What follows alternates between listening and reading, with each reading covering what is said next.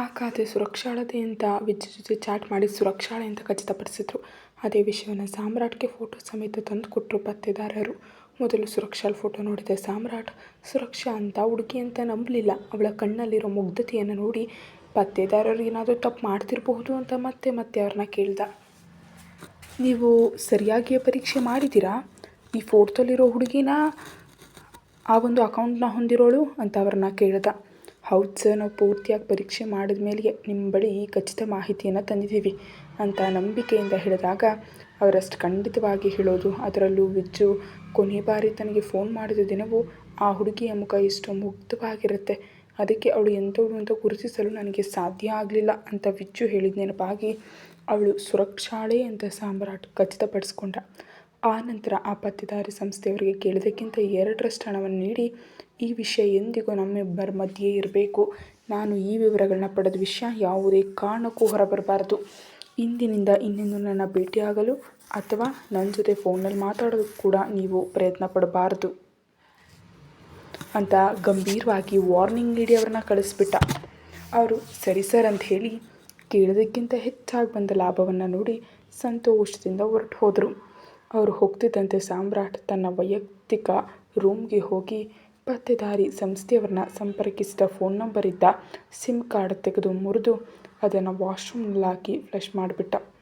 ಆ ನಂತರ ಸುರಕ್ಷಾಳ ಫೋಟೋ ನೋಡ್ತಾ ಕೋಪದಿಂದ, ನಿನ್ನಂಥವಳಿಂದ ನನ್ನ ತಮ್ಮ ನಂಗೆ ದೂರ ಆದ, ನನ್ನ ಇಡೀ ಕುಟುಂಬ ಕಷ್ಟಪಡ್ತಿದೆ, ಕೇವಲ ನಿನ್ನ ಎಂಜಾಯ್ಮೆಂಟ್ ಕೆಲಸಕ್ಕಾಗಿ ಇನ್ನು ಎಷ್ಟು ಜನರ ಜೀವನ ಜೊತೆ ಆಟ ಆಡ್ತಿದ್ಯಾ? ನಿನ್ನಂಥವಳಿಂದ ನನ್ನ ತಮ್ಮನಂಥವನು ಒಬ್ಬನೇ ಅಲ್ಲ, ಎಷ್ಟೋ ಕುಟುಂಬಗಳು ನೋವು ಪಡ್ತಿರುತ್ತವೆ. ನೀನು ಮಾಡಿದ ತಪ್ಪು ತಿಳಿದು ಕುಗ್ಗಿ ಕುಗ್ಗಿ ಅಳುವಂತೆ ಮಾಡಿ ನಾನು ಕುಟುಂಬ ಪಡ್ತಿರೋ ನೋವಿಗಿಂತ 10 ಪಟ್ಟು ನೋವನ್ನು ನೀನು ಕೊಡ್ತಾ ನೀನು ಬುದ್ಧಿ ಬರುವಂತೆ ಮಾಡ್ತಿದ್ರೆ ನನ್ನ ಹೆಸರು ಸಾಮ್ರಾಟೇ ಅಲ್ಲ ಅಂತ ಆವೇಶದಿಂದ ಅಂದ್ಕೊಂಡು ಅಂದೇ ಏನು ಮಾಡಬೇಕು, ಹೇಗೆ ಮಾಡಬೇಕು ಅಂತ ಆಲೋಚಿಸಿ ಒಂದು ನಿರ್ಧಾರಕ್ಕೆ ಬಂದ ಸಾಮ್ರಾಟ್ ಕಚೇರಿಯಲ್ಲಿರುವಾಗ ತನ್ನ ಯೋಜನೆಯನ್ನು ಜಾರಿಗೆ ತರಲು ಇಂಡಿಯಾಕ್ಕೆ ಟಿಕೆಟ್ ಕೂಡ ಕನ್ಫರ್ಮ್ ಮಾಡಿಕೊಂಡು ಮನೆಗೆ ಹೋಗಿ ವೈಶಾಲಿಯವರ ಚಿಕಿತ್ಸೆಗಾಗಬೇಕಾದ ಆಸ್ಪತ್ರೆಯ ಎಕ್ವಿಪ್ಮೆಂಟ್ ಪೂರ್ತಿಯಾಗಿ ಒಂದು ಕೋಣೆಯಲ್ಲಿ ಅಳವಡಿಸಿ ತನಗೆ ತಿಳಿದಿರೋ ಅತ್ಯುತ್ತಮ ನ್ಯೂರೋ ಸರ್ಜನ್ ವೈಶಾಲಿಯವರಿಗಾಗಿ ನೇಮಿಸಿ 2 ನರ್ಸ್ಗಳನ್ನ ವೈಶಾಲಿಯವರ ಹತ್ರವೇ ಇದ್ದು ನೋಡ್ಕೊಳ್ಳುವಂತೆ ವ್ಯವಸ್ಥೆ ಮಾಡಿದ. ಶ್ರೀನಿವಾಸ್ ಅವರ ಹತ್ರ ತನಗೆ ತುರ್ತು ಕೆಲಸ ಇದೆ ಅಂತೇಳಿ ಎಲ್ಲಿಗೆ ಮತ್ತು ಯಾಕೆ ಅಂತ ಹೀಗೆ ಕೇಳಬೇಡಿ ಅಂತ ಅವರ ಹತ್ರ ಆಣೆ ಮಾಡಿಸ್ಕೊಂಡು ಅಸಲಿ ವಿಷಯ ಹೇಳದೆ ಇಂಡಿಯಾಗೆ ಹೊರಟ ಸಾಮ್ರಾಟ್. ಆ ನಂತರ ನಡೆದದ್ದು ಏನು ಎಂಬುದು ನಿಮ್ಮೆಲ್ಲರಿಗೂ ಗೊತ್ತೇ ಇದೆ. ಕಚೇರಿಯಲ್ಲಿರುವಾಗ ತನ್ನ ಯೋಜನೆಯನ್ನು ಜಾರಿಗೆ ತರಲು ಇಂಡಿಯಾಗೆ ಟಿಕೆಟ್ ಕೂಡ ಕನ್ಫರ್ಮ್ ಮಾಡ್ಕೊಂಡು ಮನೆಗೆ ಹೋಗಿ ಹೇಳಿದ್ದ. ಅವನು ಇಂಡಿಯಾದಲ್ಲಿ ಇರುವಷ್ಟು ದಿನ ತನ್ನ ತಾಯಿ ವೈಶಾಲಿಯನ್ನು ನೋಡ್ಕೊಳ್ಳೋದಕ್ಕಾಗಿ ಇಲ್ಲಿ ಎಲ್ಲ ವ್ಯವಸ್ಥೆಯನ್ನು ಸಾಮ್ರಾಟ್ ಮಾಡಿ ಹೋಗಿದ್ದ. ಆದರೆ ಅವನು ಹೋಗ್ತಾ ಇರುವಂಥ ಕಾರಣ ಮಾತ್ರ ಅವನು ಯಾರಿಗೂ ಹೇಳಿಲ್ಲ. ಅಸಲಿ ವಿಷಯ ಹೇಳದೇನೆ ಇಂಡಿಯಾ ಹೊರಟೋದ. ಆ ದಿನದಿಂದ ತುರ್ತು ಶಸ್ತ್ರಚಿಕಿತ್ಸೆಗಳಿಂದ ಮಾತ್ರ ಹೋಗೋದು ಬಿಟ್ಟರೆ ಉಳಿದ ಸಮಯದಲ್ಲಿ ಆಸ್ಪತ್ರೆಗೆ ಹೋಗೋದನ್ನು ಕಡಿಮೆ ಮಾಡಿದ ಸಾಮ್ರಾಟ್. ಮಿಕ್ಕ ಸಮಯದಲ್ಲಿ ಅವರ ಡ್ಯಾಡಿ ಕಚೇರಿಗೆ ಹೋಗ್ತಾ ತನ್ನನ್ನು ತಾನು ಕೆಲಸದಲ್ಲಿ ಬ್ಯುಸಿಯಾಗಿ ಇರಿಸ್ಕೊಂಡು ಬದಲಾದ. ಒಂದು ಕಡೆ ಬಿಸ್ನೆಸ್ ನೋಡ್ಕೊಳ್ಳೋದ್ಲೆ ತನ್ನ ವೃತ್ತಿ ಜೀವನವನ್ನು ನಡೆಸುತ್ತಾ ದಿನದ 24 ಗಂಟೆಗಳಲ್ಲಿ ನಿದ್ರಿಸೋ 6 ಗಂಟೆಗಳು ಮಾತ್ರ ತನಗಾಗಿ ಮೀಸಲಿಟ್ಕೊಳ್ತಿದ್ದ ಸಮಯ. ಅವನು ಒಂದು 10 ನಿಮಿಷ ತನ್ನ ಮೆದುಳಿಗೆ ವಿಶ್ರಾಂತಿ ನೀಡಿದ್ರೂ ಆ ಮೆದುಳಿನಲ್ಲಿ ಖಂಡಿತವಾಗಿಯೂ ವಿಜ್ಜುವಿನ ಆಲೋಚನೆಗಳೇ ಇರ್ತಿದ್ವು.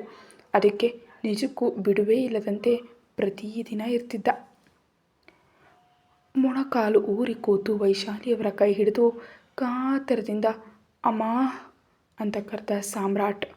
ತಾನು ಎಷ್ಟು ನೋವು ಅನುಭವಿಸಿದ್ರೂ ಅವರಲ್ಲಿ ಇಲ್ಲದ ಚಲನೆ ಮತ್ತೆ ಮತ್ತೆ ಅವನ ಮನಸ್ಸನ್ನು ಚೂರು ಚೂರು ಮಾಡ್ತಿದ್ರೆ ಸುರಕ್ಷಾ ವಿಷಯದಲ್ಲಿ ತನ್ನ ತಪ್ಪೇನೂ ಇಲ್ಲ ಅಂತ ಮತ್ತೊಮ್ಮೆ ತನ್ನನ್ನು ತಾನು ಜಡ್ಜ್ ಮಾಡಿಕೊಂಡ ಸಾಮ್ರಾಟ್ ಹೆಗಲ ಮೇಲೆ ಕೈ ಹಾಕಿ, ಇಷ್ಟು ದಿನ ಎಲ್ಲಿಗೆ ಹೋಗಿದ್ದೆ ಸಾಮ್ರಾಟ್ ಅಂತ ಕೇಳಿದರು ಶ್ರೀನಿವಾಸ್ ಅವರು. ಇಂಡಿಯಾಕ್ಕೆ ಹೋಗಿದ್ದೆ ಡ್ಯಾಡಿ ಅಂದ ಸಾಮ್ರಾಟ್. ಇಂಡಿಯಾಕ್ಕ? ಆದರೆ ಯಾಕೆ ಅಂತ ಕೇಳಿದರು ಶ್ರೀನಿವಾಸ್ ಅವರು. ನಾನು ತುರ್ತಾಗಿ ಮಾಡಬೇಕಾದ ಕೆಲವು ಕೆಲಸಗಳು ಪೆಂಡಿಂಗ್ ಇದ್ವು, ಅವುಗಳನ್ನ ಮುಗಿಸೋದಕ್ಕೆ ಹೋಗಿದ್ದೆ. ಶ್ರೀನಿವಾಸ್ ಅವರಿಗೆ ಸಾಮ್ರಾಟ್ ಹೇಳಿದ್ದು ಅರ್ಥ ಆಗಲಿಲ್ಲ. ಆದರೂ ಹೆಚ್ಚು ಒತ್ತಾಯಿಸಿ ಕೇಳೋದಕ್ಕೆ ಅವರು ಇಷ್ಟಪಡಲಿಲ್ಲ. ಯಾಕಂದರೆ ತನ್ನ ಮಗ ಬೇರೆಯವರಿಂದ ಹೇಳಿಸ್ಕೊಳ್ಳೋ ಸ್ಥಿತಿಯಲ್ಲಿ ಇಲ್ಲ ಎಂಬ ನಂಬಿಕೆ ಅವರಿಗಿತ್ತು. ಅದರಲ್ಲೂ ಈಗಿರೋ ಪರಿಸ್ಥಿತಿಯಲ್ಲಿ ವೈಶಾಲಿಯವರ ಆರೋಗ್ಯ ಮಾತ್ರ ಅವರಿಗೆ ಮುಖ್ಯವಾಗಿತ್ತು. ಸ್ವಲ್ಪ ಹೊತ್ತಿಗೆ ಆ ಕೋಣೆಯಿಂದ ಮೌನವಾಗಿ ಹೊರಗೆ ನಡೆದ ಸಾಮ್ರಾಟ್. ಹಿಂದೆ ಶ್ರೀನಿವಾಸ್ ಅವರು ಬಂದರು. ನೇರವಾಗಿ ತನ್ನ ಕೋಣೆಗೆ ಹೋಗಲು ಹೋದ ಸಾಮ್ರಾಟ್ ಮಧ್ಯದಲ್ಲಿರೋ ವಿಚ್ಚು ಕೋಣೆ ಹತ್ತಿರ ಬಂದ ತಕ್ಷಣ ಅಲ್ಲಿಂದ ಹೆಜ್ಜೆಗಳು ಕದಲಲಿಲ್ಲ. ಆ ಕೋಣೆಯನ್ನು ಬೀಗ ಹಾಕಿ ಮುಚ್ಚಿದ್ರಿಂದ ಅಲ್ಲಿಯೇ ನಿಂತು ಆ ಕಡೆ ತಮ್ಮನ ಜೊತೆಗಿದ್ದ ನೆನಪುಗಳನ್ನ ನೆನಪಿಸ್ಕೊಳ್ತಿದ್ದಂತೆ ಅವನ ಕಣ್ಣುಗಳು ತೇವಗೊಂಡವು. ಹಿಂದೆ ಬಂದ ಶ್ರೀನಿವಾಸ್ ಅವರು ಸಾಮ್ರಾಟ್ ನಿಂತು ಹೋಗಿರೋದನ್ನು ನೋಡಿ ಅವನ ಮುಂದೆ ಬಂದು, ಏನು ಸಾಮ್ರಾಟ್ ಇಲ್ಲೇ ನಿಂತ್ಬಿಟ್ಟೆ, ಹೋಗಿ ಸ್ನಾನ ಮಾಡಿ ಫ್ರೆಶ್ ಆಗು ಅಂದರು. ಹ್ಞೂ ಡ್ಯಾಡಿ ಓಕೆ ಅಂತ ಪಕ್ಕಕ್ಕೆ ತಿರುಗಿ ಹೊರಟೋದ. ಸಾಯಂಕಾಲ ಸಾಮ್ರಾಟ್ ತನ್ನ ಕೋಣೆಯಲ್ಲಿ ಹಾಸಿಗೆ ಮೇಲೆ ಕೂತು ವೈಶಾಲಿಯವರ ಕೇಸ್ ಶೀಟ್ಗಳನ್ನ ರಿಪೋರ್ಟ್ಸ್ಗಳನ್ನ ಎಲ್ಲವನ್ನು ನೋಡ್ತಿದ್ದಾನೆ. ಆದರೆ ಯಾವುದೇ ಪ್ರಯೋಜನ ಇಲ್ಲ. ಅವನು ಹೋದ ದಿನದಿಂದ ಇಲ್ಲಿವರೆಗೆ ಅವರ ಆರೋಗ್ಯದಲ್ಲಿ ಯಾವುದೇ ಬದಲಾವಣೆ ಬಂದಿರಲಿಲ್ಲ. ದೇಹಕ್ಕೆ ಬಿದ್ದ ಗಾಯಗಳು ಯಾವಾಗಲೂ ಮಾಯ ಆಗಿವೆ. ಆದರೆ ಅವರ ಮನಸ್ಸು ಅನುಭವಿಸ್ತಿರುವ ವೇದನೆ, ಮಾನಸಿಕ ಸಂಘರ್ಷವನ್ನು ಮಾತ್ರ ಯಾವ ಔಷಧಿಯೂ ಗುಣಪಡಿಸಲಾರದು. ಅದರಿಂದಲೇ ಅವರು ಚೇತರಿಸ್ಕೊಳ್ಳಲು ಆಗ್ತಾ ಇಲ್ಲ. ಇಷ್ಟು ದಿನಗಳಾದರೂ ಅವರನ್ನು ಮತ್ತೆ ಮೊದಲಿನಂತೆ ಹೇಗೆ ಬದಲಾಯಿಸಬೇಕಂತ ಸಾಮ್ರಾಟ್ಗೆ ತಿಳಿದಿಲ್ಲ. ಮನಸ್ಸಿನಲ್ಲಿರೋ ನೋವನ್ನು ಹೋಗಲಾಡಿಸೋ ಔಷಧಿಗಳು ಇಂದಿನವರೆಗೂ ಯಾವುದೇ ವೈದ್ಯಕೀಯ ಪದ್ಧತಿಯಲ್ಲಿ ಇಲ್ಲವಲ್ಲ. ಎಲ್ಲವನ್ನು ನೋಡಿದ ಸಾಮ್ರಾಟ್ ತಲೆ ಹಿಡ್ಕೊಂಡು, ಹೇಗೆ ಅಮ್ಮ, ಮತ್ತೆ ನೀನು ಮೊದಲಿನಂತೆ ನಮ್ಮ ಅಮ್ಮನಾಗಿ ಬದಲಾಗೋ ಅವಕಾಶವೇ ಇಲ್ವಾ ಅಂತ ಆಲೋಚಿಸ್ತಾ ವಿಜ್ಜು ನೆನಪಾಗಿ ಮನಸ್ಸು ಭಾರವಾಗಿ ಹಾಗೆ ಹಿಂದೆ ವಾಲ್ದ. ಯಾವಾಗ ನಿದ್ರೆ ಹತ್ತೋ ತಿಳಿಯದು. ಆ ರಾತ್ರಿ ಊಟವನ್ನೂ ಮಾಡಲಿಲ್ಲ. ನಿಜಕ್ಕೂ ಆ ಮನೇಲಿ ಊಟ ಎಂಬ ಮಾತನ್ನೇ ಮರೆತು ಹೋಗಿದ್ದಾರೆ ಆ ತಂದೆ ಮಗ. ಮನೆಯ ಕೆಲಸದವ್ರು ನೆನಪು ಮಾಡಿದ್ರೆ ಔಷಧಿಗಾಗಿ ಮಾತ್ರ ಊಟ ಮಾಡೋ ಶ್ರೀನಿವಾಸ್ ಅವರು, ಹಸಿಲಿಗೆ ಹಸಿವು ಎಂಬ ಮಾತೇ ಇಲ್ಲದ ವೈಶಾಲಿಯವರು ಅವರ ಲೋಕದಲ್ಲವರಿದ್ದರೆ ಇನ್ನು ಸಾಮ್ರಾಟ್ ಹಸಿವಿನ ಬಗ್ಗೆ ಯೋಚಿಸೋರು ಯಾರು? ಕೆಲಸದವಳು ಬಂದು ಸಾಮ್ರಾಟ್ಗಾಗಿ. ಆದರೆ ಅವನ ನಿದ್ರೆಯಲ್ಲಿರೋದನ್ನು ಕಂಡು ಎಬ್ಬಿಸ್ತೇ ಹೊರಟು ಹೋದ್ಲು. ಬೆಳಕು ಆಗೋವರೆಗೂ ನಿದ್ರೆಯಿಂದ ಎದ್ದಿರಲೇ ಇಲ್ಲ ಸಾಮ್ರಾಟ್. ಬೆಳಿಗ್ಗೆ ಕಣ್ತೆರೆದ ಸಾಮ್ರಾಟ್ಗೆ ಅವನ ಕಣ್ಣೆದುರಿಗೆ ಸುರಕ್ಷಾ ಕಾಣಿಸ್ಲಿಲ್ಲ. ಪೂರ್ತಿಯಾಗಿ ಕಣ್ತೆರೆದು ನೋಡ್ದ. ಎಲ್ಲಿಗೋಗಿದ್ದಾಳೆ ಅಂತ ಕಣ್ಣುವರಿಸ್ಕೊಂಡು ಮತ್ತೆ ನೋಡ್ದ. ಆಗ ಅವನಿಗೆ ಅರ್ಥ ಆಯಿತು, ಇದು ಇಂಡಿಯಾ ಅಲ್ಲ, ತಾನು ಇಂಡಿಯಾದಲ್ಲಿ ಇಲ್ಲ ಅಂತ.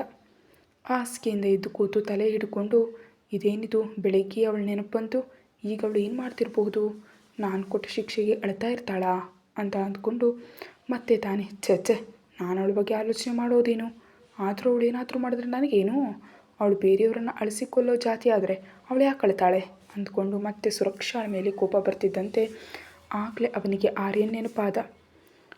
ಆರ್ಯನ್ ಪರಿಸ್ಥಿತಿ ಹೇಗಿದೆಯೋ ಏನೋ ಅಂತ ಅಂದ್ಕೊಳ್ತಾ ಆಸ್ಪತ್ರೆಗೆ ಫೋನ್ ಮಾಡಿ ಆರ್ಯನ್ ಪರಿಸ್ಥಿತಿ ಬಗ್ಗೆ ಕೇಳಿ ತಿಳ್ಕೊಂಡ ಸಾಮ್ರಾಟ್. ಆಗ ಆರ್ಯನ್ ಪರಿಸ್ಥಿತಿ ಸ್ಟೇಬಲ್ ಇದೆ ಅಂತ ಹೇಳಿದ್ರಿಂದ ದೇವರಿಗೆ ಥ್ಯಾಂಕ್ಸ್ ಹೇಳಿ ಅಂದ್ಕೊಂಡು ಅವನನ್ನು ತುಂಬ ಜಾಗರೂಕತೆಯಿಂದ ನೋಡ್ಕೊಳ್ಳಿ ಅಂತ ಪದೇ ಪದೇ ಹೇಳಿ ಫೋನ್ ಇಟ್ಟು ಹಾಸಿಗೆಯಿಂದ ಇಳಿದು ಸ್ನಾನದ ಕೋಣೆಗೆ ಹೋದ ಸಾಮ್ರಾಟ್. ಬೆಳಿಗ್ಗೆ ಸಿದ್ಧವಾದ ಮೇಲೆ ಆಫೀಸ್ಗೆ ಹೋಗ್ತಾ ಅವನಿನ್ನೊಮ್ಮೆ ವೈಶಾಲಿಯವ್ರ ಬಳಿ ಹೋಗಿ ಅವ್ರನ್ನ ಪೂರ್ತಿಯಾಗಿ ಪರೀಕ್ಷೆ ಮಾಡಿ ಪರಿಸ್ಥಿತಿ ಸ್ಥಿರವಾಗಿರೋದನ್ನು ಕಂಡು ಅವ್ರ ಡ್ಯಾಡಿಯನ್ನು ಪರೀಕ್ಷೆ ಮಾಡಿ ಹತ್ತಿರ ಇದ್ದು ತಾನೇ ಅಮ್ಮನಿಗೆ ಬ್ರೇಕ್ಫಾಸ್ಟ್ ಮಾಡಿಸಿ ಇಬ್ಬರಿಗೂ ಔಷಧಿ ನೀಡಿ ತಾನು ಕಚೇರಿಗೆ ಹೊರಟು ಹೋದ ಸಾಮ್ರಾಟ್. ಕಚೇರಿಗೆ ಹೋಗೋದು, 3 ತಿಂಗಳಿಂದ ಬಾಕಿ ಇರೋ ಕೆಲಸನೆಲ್ಲ ತನ್ನ ಮುಂದೆ ಇಟ್ಕೊಂಡು ಮಾಡೋದು, ಯಾವಾಗಲೂ ರಾತ್ರಿ ಮನೆಗೆ ಸೇರೋದು, ಇದೇ ಅವನ ದಿನಚರಿಯಾಗಿ ಬದಲಾಯಿತು. ಹಾಗೆ ಪ್ರತಿದಿನ ಬೆಳಗ್ಗೆ ಸಾಯಂಕಾಲ ಆಸ್ಪತ್ರೆಗೆ ಫೋನ್ ಮಾಡಿ ಆರ್ಯನ ಪರಿಸ್ಥಿತಿಯನ್ನು ತಿಳ್ಕೊಳ್ಳುತ್ತಲೇ ಇದ್ದ ತಪ್ಪದೆ. ಹೀಗೆ ನೋಡ್ತಿದ್ದಂತೆ ಕಾಲ ಉರುಳಿ 1 ವಾರ ಕಳೆದು ಹೋಯಿತು. ಇಂಡಿಯಾದಲ್ಲಿ ಆರ್ಯನನ್ನು ಆಸ್ಪತ್ರೆಯಿಂದ ಡಿಸ್ಚಾರ್ಜ್ ಮಾಡೋ ದಿನವೂ ಬಂತು. ಇನ್ನೊಮ್ಮೆ ವಿಡಿಯೋ ಕರೆ ಮೂಲಕ ಅವನ ಪರಿಸ್ಥಿತಿಯನ್ನು ಪರೀಕ್ಷಿಸಿ ಪ್ರಸ್ತುತ ಅವನಿಗೆ ಮಾಡಿದ ಪರೀಕ್ಷೆಗಳ ರಿಪೋರ್ಟ್ಸ್, ತೆಗೆದ ಸ್ಕ್ಯಾನ್ ವರದಿಗಳನ್ನೆಲ್ಲ 1 ಬಾರಿ ತನಗೆ ಮೇಲ್ ಮಾಡಲು ಹೇಳ್ದ. ಅವೆಲ್ಲವನ್ನು ಇನ್ನೊಮ್ಮೆ ಪರೀಕ್ಷಿಸಿ ಎಲ್ಲವೂ ಸರಿ ಇದೆ ಅಂದಮೇಲೆ ಅವರನ್ನು ಬಿಡುಗಡೆ ಮಾಡೋದಕ್ಕೆ ಹೇಳ್ದ. ಈ ವಾರದಲ್ಲಿ ಎಷ್ಟೋ ಬಾರಿ ಅವನ ಭೇಟಿಗಾಗಿ ಕಾಯ್ತಿದ್ರು ಮೊದಲು ಮ್ಯಾನೇಜರ್ ಹೇಳಿದವರು. ಆದರೆ ಸಾಮ್ರಾಟ್ ಮಾತ್ರ ರಿಸೆಪ್ಷನಿಸ್ಟ್ ಬಳಿ ತುಂಬ ಗಟ್ಟಿಯಾಗಿ ಹೇಳಿದ್ದ, ತನ್ನ ಅನುಮತಿ ಇಲ್ಲದೆ ಅವನ ಭೇಟಿಗೆ ಒಪ್ಪದೆ ಯಾರನ್ನು ತನ್ನ ಬಳಿ ಬಿಡಬೇಡಿ ಅಂತ. ಆದರೆ ಅವರು ಕೂಡ ಹಿಂದೆ ಸರಿಯದೆ ಪ್ರತಿದಿನ ಸಾಮ್ರಾಟ್ ಭೇಟಿಗಾಗಿ ಪ್ರಯತ್ನಿಸ್ತಲೇ ಇದ್ದರು. ಕನಿಷ್ಠ ಅವನ ಫೋನ್ ನಂಬರ್ ಆದರೂ ಕೊಡಿ ಅಂತ ರಿಸೆಪ್ಷನಿಸ್ಟ್ ಬಳಿ ತುಂಬ ಬೇಡ್ಕೊಂಡ್ರು. ಸಾಮ್ರಾಟ್ ಮೊದಲೇ ಹೇಳಿದ್ರಿಂದ ಫೋನ್ ನಂಬರ್ ಕೂಡ ಕೊಡಲಿಲ್ಲ ಅಲ್ಲಿ. ಇದೆಲ್ಲವನ್ನು CCTVಯಲ್ಲಿ ನೋಡ್ತಿದ್ದ ಸಾಮ್ರಾಟ್ ಆಲೋಚನೆಯಲ್ಲಿ ಬಿದ್ದ. ಯಾಕೀಗೆ ಪದೇ ಪದೇ ನನ್ನ ಭೇಟಿಯಾಗೋದಕ್ಕೆ ಇಷ್ಟಪಡ್ತಿದ್ದಾನೆ ಇವನು? ಅಂದ್ಕೊಳತ್ಲೆ ರಿಸೆಪ್ಷನಿಸ್ಟ್ಗೆ ಫೋನ್ ಮಾಡಿ ನಿನ್ನೆದುರು ಇರೋರಿಗೆ ನಾಳೆ ಬೆಳಿಗ್ಗೆ 11 ಗಂಟೆಗೆ ಭೇಟಿ ನೀಡ್ತಿದ್ದೀನಿ ಅಂತ ಹೇಳು ಅಂದ. ಆ ಹುಡುಗಿಗೆ ಸಾಮ್ರಾಟ್ ಹೇಳಿದ ಅರ್ಥ ಆಗದೆ ಸರ್ ಅಂತ ಗೊಂದಲದಿಂದ ಕರೆದ್ಲು ರಿಸೆಪ್ಷನಿಸ್ಟ್. ಈಗ ನಿನ್ನೆದುರು ಯಾರಿದ್ದಾರೆ ಅವರಿಗೆ ನಾಳೆ ಬೆಳಿಗ್ಗೆ 11 ಗಂಟೆಗೆ ನಾನು ಭೇಟಿ ಸಮಯ ನಿಗದಿ ಮಾಡ್ತಿದ್ದೀನಿ, ಅದೇ ವಿಷಯ ಅವರಿಗೆ ಹೇಳು ಅಂತ ಇನ್ನೊಮ್ಮೆ ಸ್ಪಷ್ಟವಾಗಿ ಒತ್ತಿ ಹೇಳಿ ಫೋನ್ ಕಟ್ ಮಾಡ್ದ ಸಾಮ್ರಾಟ್. ರಿಸೆಪ್ಷನಿಸ್ಟ್ ಸಾಮ್ರಾಟ್ ಹೇಳಿದಂತೆ ಅವನಿಗೆ ಹೇಳಿದ ತಕ್ಷಣ ಓಕೆ ಥ್ಯಾಂಕ್ ಯು ಅಂತ ಹೊರಟು ಹೋದ ಅವನು. ಮರುದಿನ ಬೆಳಿಗ್ಗೆ ಸಾಮ್ರಾಟ್ ಬರುವ ಮೊದಲೇ ಅವನು ಆಫೀಸ್ನ ಹೊರಗೆ ಕಾಯ್ತಿದ್ದ ಸಾಮ್ರಾಟ್ಗಾಗಿ. ಸಾಮ್ರಾಟ್ ಕಚೇರಿಗೆ ಬರ್ತಾ ಕಾರ್ನಲ್ಲಿ ಗೇಟಿನ ಹತ್ರ ನಿಂತಿರೋ ಅವನನ್ನು ನೋಡಿ ಇದೇನಿದು, ನಾನು 11 ಗಂಟೆಗೆ ಅಂತ ಹೇಳಿದ್ರೆ ಅಷ್ಟು ಸ್ಪಷ್ಟವಾಗಿ ಹೇಳಿದ ಮೇಲೂ ಈಗಲೇ ಬಂದಿದ್ದಾನೆ ಅಂತ ಆಲೋಚಿಸ್ತಾ ಕಾರ್ನಲ್ಲಿಸ್ತೆ ಒಳಗೋದ.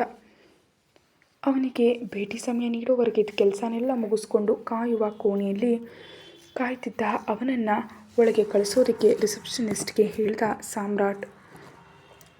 ಆ ಹುಡುಗಿ ಅವನ ಬಳಿ ಹೋಗಿ ಸರ್ ನಿಮ್ಮನ್ನು ನಮ್ಮ MD ಅವರು ಕಳಿಸೋದಕ್ಕೆ ಹೇಳಿದ್ದಾರೆ ಅಂತ ಹೇಳಿದ ತಕ್ಷಣ ಥ್ಯಾಂಕ್ ಯು ಅನ್ನುತ್ತಾ ಇದ್ದು ನೇರವಾಗಿ ಸಾಮ್ರಾಟ್ ಚೇಂಬರ್ನತ್ತ ನಡೆದ.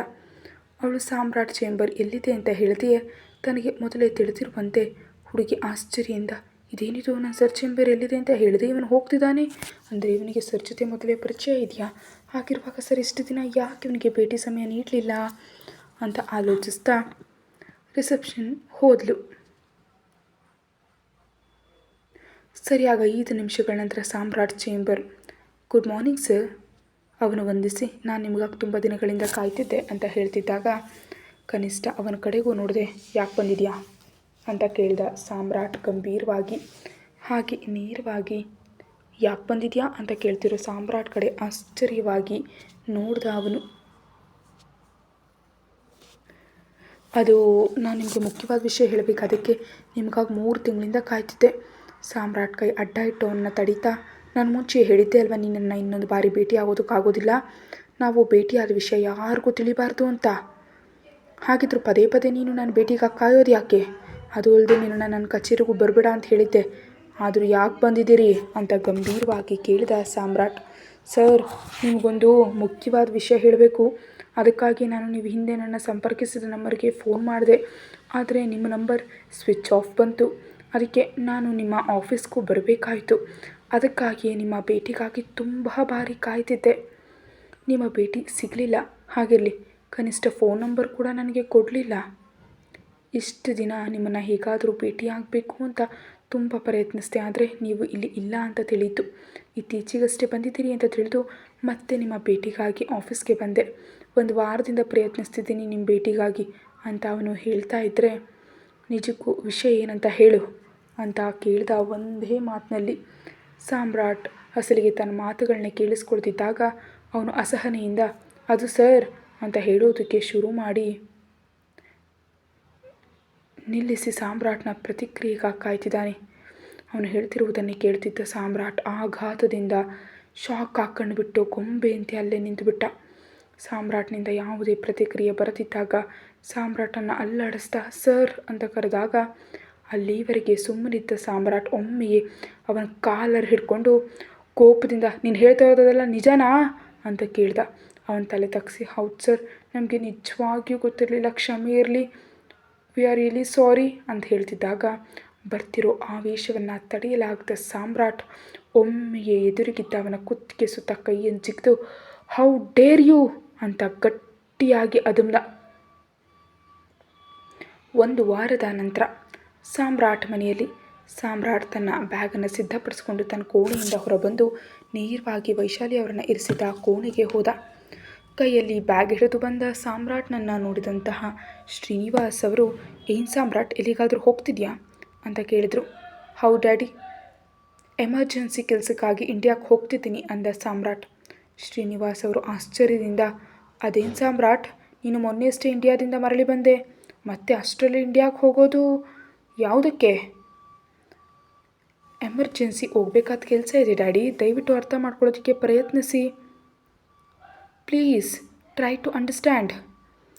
ಏನು ನಿಜಕ್ಕೂ ಅಷ್ಟು ದೊಡ್ಡ ಕೆಲಸ ಅಂತ ಕೇಳಿದ್ರು ಶ್ರೀನಿವಾಸ್. ಅದು ಡ್ಯಾಡಿ, ನಾನು ಮೊನ್ನೆ ಹೋದಾಗ ಮಾಡಬೇಕಾದ ಕೆಲಸ ಒಂದು ಬಾಕಿ ಉಳಿದಿದೆ, ಮುಖ್ಯವಾದದ್ದನ್ನು ಅಲ್ಲೇ ಬಿಟ್ಟು ಬಂದಿದ್ದೀನಿ. ಈ ಬಾರಿ ಆ ಕೆಲಸವನ್ನು ಪೂರ್ತಿ ಮಾಡಿ ನಾನು ಬಿಟ್ಟು ಬಂದಿದ್ದನ್ನು ಕರ್ಕೊಂಡು ಬರುವೆ ಅಂದ ಸಾಮ್ರಾಟ್. ಸಾಮ್ರಾಟ್ ಹೇಳ್ತಾ ಇರೋದು ಶ್ರೀನಿವಾಸ್ ಅವರಿಗೆ ಅರ್ಥವಾಗದಿದ್ದಾಗ, ನೀನು ಏನು ಹೇಳ್ತಿದ್ದೀಯ ಸಾಮ್ರಾಟ್? ಏನು ಮರೆತು ಬಂದೆ? ಏನು ಕರ್ಕೊಂಡು ಬರ್ತೀಯಾ? ನಿಜಕ್ಕೂ ಅರ್ಧಕ್ಕೆ ಬಿಟ್ಟು ಬಂದ ಕೆಲಸ ಏನು ಅಂತ ಕೇಳಿದ್ರು. ದಯವಿಟ್ಟು ಡ್ಯಾಡಿ, ಈಗ ಇದಕ್ಕಿಂತ ಹೆಚ್ಚಾಗಿ ಹೇಳಲಾರೆ. ಆದರೆ ಒಂದನ್ನು ಮಾತ್ರ ಖಂಡಿತವಾಗಿ ಹೇಳಬಲ್ಲೆ. ಈ ಬಾರಿ ಬರುವಾಗ ಅಮ್ಮನನ್ನು ಮೊದಲಿನಂತೆ ಮಾಡೋ ಔಷಧಿಯನ್ನು ತರ್ತೀನಿ. ದಯವಿಟ್ಟು ನನ್ನ ನಂಬಿ ಅಂದ ಸಾಮ್ರಾಟ್ ಶ್ರೀನಿವಾಸ್ ಅವರ ಕೈ ಹಿಡಿದು. ಶ್ರೀನಿವಾಸ್ ಅವರಿಗೆ ಸಾಮ್ರಾಟ್ ಹೇಳೋದು ಪೂರ್ತಿಯಾಗಿ ಅರ್ಥ ಆಗದಿದ್ರು ಅವನ ಮೇಲಿರೋ ನಂಬಿಕೆಯಿಂದ ಹ್ಞೂ ಅಂತ ತಲೆ ತಗ್ಸಿದ್ರು. ಶ್ರೀನಿವಾಸ್ ಅವರ ಕೈನ ಮೆಲ್ಲ ಗೊತ್ತಿ ತಾನಿದ್ದೀನಿ ಅನ್ನುವಂತೆ ಆ ಸ್ಪರ್ಶದಲ್ಲಿ ಭರವಸೆ ನೀಡಿ ವೈಶಾಲಿ ಅವರ ಮುಂದೆ ಹೋದ ಸಾಮ್ರಾಟ್. ಅವರ ಪಕ್ಕದಲ್ಲಿ ಹಾಸಿಗೆ ಮೇಲೆ ಕೂತು ವೈಶಾಲಿ ಅವರ ಕೈ ಹಿಡ್ಕೊಂಡು ಸಾಮ್ರಾಟ್ ಮನಸ್ಸಿನಲ್ಲಿ, ಕ್ಷಮಿಸು ಅಮ್ಮ, ನಿನ್ನ ಹತ್ರ ಇದ್ದು ನೋಡ್ಕೊಳ್ಬೇಕಾದ ಸಮಯದಲ್ಲಿ ದೂರ ಹೋಗ್ತಿದ್ದೀನಿ.